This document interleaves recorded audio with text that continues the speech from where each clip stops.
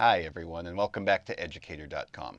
In this mini lesson we're going to go through page 1 of the A+ Physics worksheet on resistance, and you can find a link to that worksheet down below the video. So let's dive right in. Number 1, at 20 degrees C, 4 conducting wires made of different materials have the same length and the same diameter. Which wire has the least resistance? Well, remember, resistance is rho L over A. If they have the same length and the same diameter, their length and area are going to be the same. We need the one that's going to have the least resistivity. So we're looking for the material with the lowest resistivity. And to determine that, I need to go do a little research. I need to go look up on a table of resistivities of materials to find out that of these 4 materials, the one that has the lowest resistivity is going to be number 2, gold. Number 2, the graph below represents the relationship between the current in a metal conductor and the potential difference across the conductor. Find the resistance of the conductor.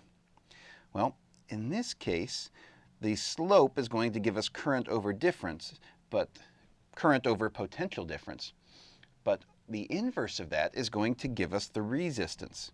So 1 over the slope is going to be resistance. Or we could just take a couple points, since this is linear, and determine it that way. So let's do it the easy way.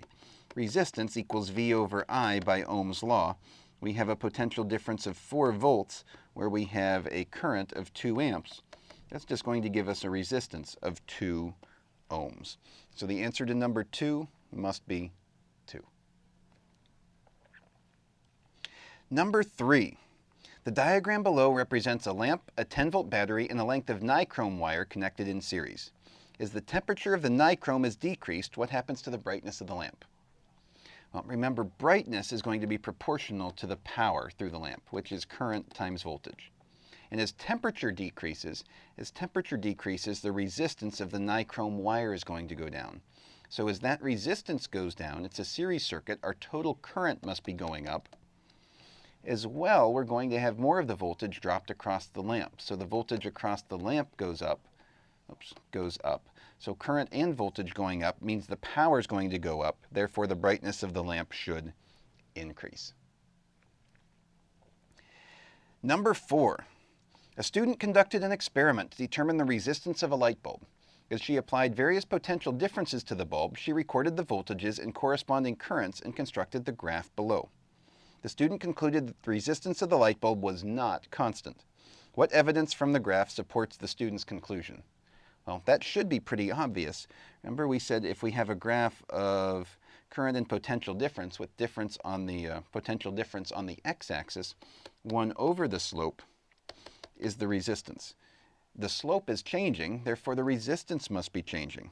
So we have a changing slope, which implies that we have a changing resistance. Number 5, looking at the same graph, according to the graph, as the potential difference increased, what happened to the resistance of the light bulb? Well, as the potential difference increased, as we get over here from over here, well, in this case, remember, R equals V over I, or the slope in this case is going to be 1 over the resistance. Well, here you have a big slope, here you have a little slope. As you have a little slope over here, you must have a bigger resistance, so the correct answer here must be number 2.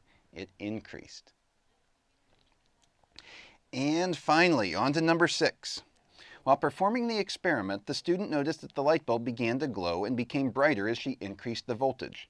Of the factors affecting resistance, which factor caused the greatest change in the resistance of the bulb during her experiment? Well, in this case, remember that R equals rho L over A. And what we would expect is that as the voltage is increasing, probably having the temperature increase, because we have more power going through here. As temperature goes up, resistivity goes up. And as resistivity goes up, resistance goes up. So what's the biggest factor causing that? I would say that it's an increase in temperature causing resistivity to increase.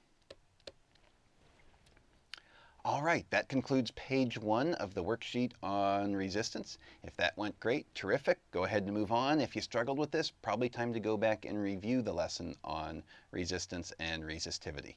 Thanks so much for your time, everyone. Make it a great day.